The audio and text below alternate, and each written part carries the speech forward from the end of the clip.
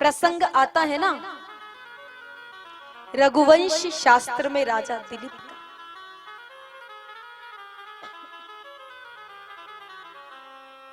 मेरे भाई बहनों, राजा दिलीप के कोई संतान नहीं थी। 100 पुत्र कामेष्टि यज्ञ कर लिया तो भी संतान नहीं हुई। सब कुछ कर लिया लेकिन संतान हुई नहीं। राजा दिलीप इतने दुखी हो गए, इतने उदास हो गए। अंत में दुखी होकर के गए अपने गुरुदेव के पास। और इंसान यही करता है, पहले तो खूब इधर उधर भटकता है, खूब चक्कर लगाता है और अंत में जाता है गुरु की शरण में। तो इसी प्रकार से राजा दिलीप भी अंत में अपने गुरुदेव वशिष्ठ जी महाराज के पास गए। जब वशिष्ठ जी महाराज के पास गए, जाकर के कहा कि भगवान बहुत दुखी हूं, संतान नहीं, लोग ताने सुनाते हैं। और अपने इधर तो ऐसी भी परंपराएं बनी है कि अगर किसी के संतान नहीं है और सुबह सुबह उसका मुंह देख ले तो लोग कहते हैं कि सुबह सुबह पांच का मुंह देख लिया, अब तो दिन अच्छा जाएगा ही।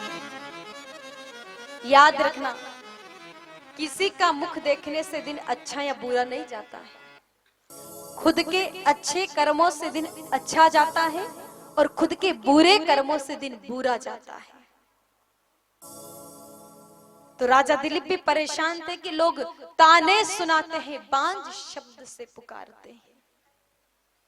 तब वशिष्ठ जी महाराज ने कुछ भी नहीं कहा, सीधा नंदिनी गाय माता की रस्सी पकड़ाई और कहा कि बेटा बस नंदिनी की सेवा प्रेम से करना, मां मान करके, भगवान समझ करके सेवा करना। और राजा दिलीप नंदिनी गाय माता को घर लेकर के आए और बड़े प्रेम से नंदिनी गाय माता की सेवा शुरू कर दी। जब तक गाय माता को पानी नहीं पिलाते, खुद राजा दिलीप भी पानी नहीं पीते। जब तक गाय माता जी कुछ जीम नहीं लेते, राजा दिलीप भी कुछ भी नहीं जीमते। इस प्रकार से गौ माता की सेवा कर, जब तक गाय माता घर के बाहर नहीं निकलते कि राजा दिलीप बाहर नहीं निकलते। रोज गाय माता जी के कान साफ करते। जब भी गैया मैया बैठे रहते कि तुरंत गौ माता के कान साफ करने लग जाते। याद रखना, आप भी किया करो गाय माता के कान साफ, क्योंकि गाय माता जी के कान साफ करोगे, गाय माता को इतना आनंद आएगा, वो मस्ती से लेट करके कान साफ कराएंगे। देखना प्रयोग करके, बड़ा आनंद आता है गाय माता को अपने कान साफ करवाने में। आप भी साफ कर, आपके रोग दूर होंगे। कैसे? क्योंकि गाय माता के कानों में देव वैद्य अश्विनी कुमार का निवास है। जो देवताओं के वेद है अश्विनी कुमार, उनका निवास है। वो तो साक्षात वेद है। जब वो देवताओं के रोग मिटा सकते तो हमारे क्यों नहीं मिटा सकते? तो प्रेम से आप गाय माता जी के कानों को साफ करें। वो भगवती इतने प्रेम से बैठेगी, लेट जाएगी वो आपकी गोदी में। तो राजा दिलीप भी गाय माता के कान साफ करते, मां समझ करके, भगवान समझ करके सेवा करते, आरती करते, रोज पूजन करते गाय माता जी को। रोज खुद गाय माता को जंगल में चराने के लिए जाते। अब रोज की तरह एक दिन राजा दिलीप गाय माता जी को जंगल में चराने के लिए गए थे कि दोपहर का समय था। गाय माता भी विश्राम कर रहे थे, राजा दिलीप भी विश्राम कर रहे थे कि अचानक से एक शेर आया और गाय माता जी के तन पर अपना पंजा जमा करके खड़ा हो गया। जोर की दहाड़ लगाई शेर ने। राजा दिलीप की नींद खुली, आंखें खुली तो देखा कि सामने शेर खड़ा है, गाय माता जी के पंजे पर पंजा रख करके। जाकर से के शेर से कहा कि गैया मैया को छोड़ दो। शेर ने कहा कि नहीं राजन, ये मेरा भोजन है और मैं इसको नहीं छोड़ सकता। कहा छोड़ दो तुम शेर को। कहा कि देखो राजन, अगर कोई भूखा मरे तो बड़ा पाप लगता है, और ये गाय मेरा भोजन है तो इसको खाए बिना मैं कैसे जा सकता। कहा अगर तुम्हें इतनी ही भूख लगी है, तुम अपनी भूख ही मिटाना चाहते हो, तो तुम मुझे खा लो ना, गाय माता को मत खा। शेर ने कहा कि राजन, कैसी मूर्खतापूर्ण बात कर रहे हो। एक गाय के लिए तुम अपने प्राण देने जा रहे हो। अरे जिंदा रहे तो असंख्य गायों को बचा सकते हो।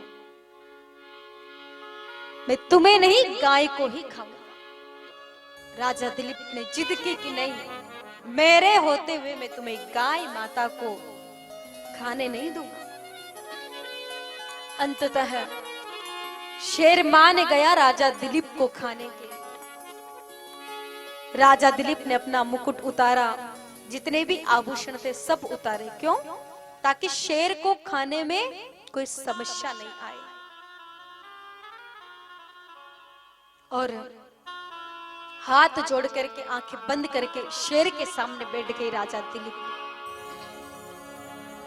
ऐसा लग रहा था कि बड़े बड़े दांत आएंगे और क्षण भर में चबा जाएंगे। लेकिन थोड़ी देर बाद पता चला कि सिर पर तो प्रेम भरा हाथ घूम रहा है। आंखें खोल करके देखा राजा दिलीप ने, तो सामने कोई शेर नहीं, सामने वही नंदिनी गोमाता खड़ी थी और राजा दिलीप का सिर चाट रही थी। कहा मैया आप? गाय माता ने मानवीय स्वर में कहा, और पहले समझते भी थे एक दूसरे की भाषा में। आजकल तो इंसान इंसान की भाषा नहीं समझता है। तो गैया मैया ने कहा, मैं राजन, ये तो तुम्हारी परीक्षा थी, तुम परीक्षा में सफल हुए, जाओ तुम्हारे संतान होगी रघु नाम की। इतनी महान संतान होगी कि जो तुम्हारा कुल सूर्य वंश में है वो रघु के आते ही रघुवंश में बदल जाएगा।